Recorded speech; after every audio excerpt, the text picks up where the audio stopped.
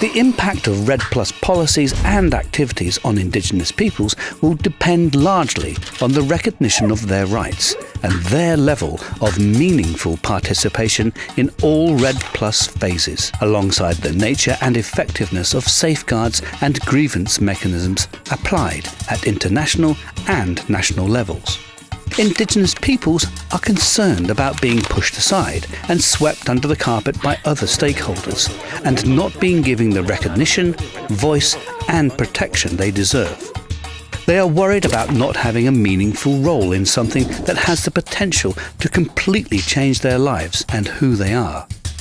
Indigenous peoples are concerned that many countries participating in REDD Plus programs do not recognise or adhere to their rights as outlined in UNDRIP or FPIC.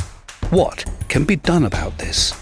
These rights are an integral element of the REDD Plus initiative and include, most importantly, rights to their traditional lands and territories.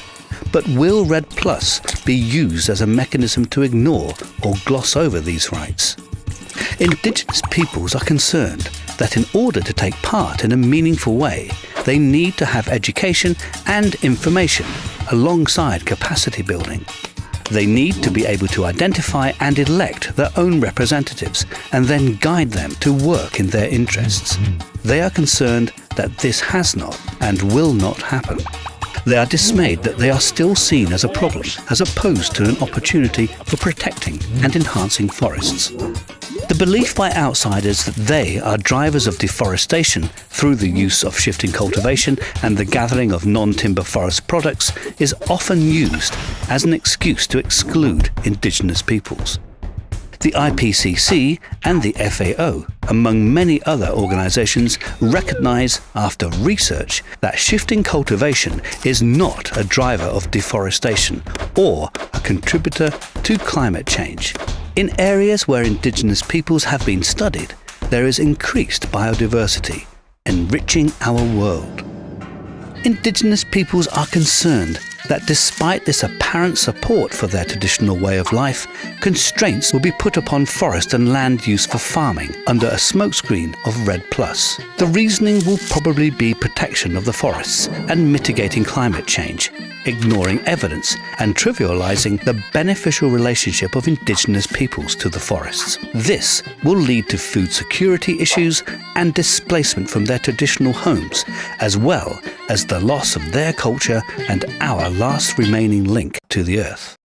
Indigenous peoples are rightly concerned about how financial benefits will be shared.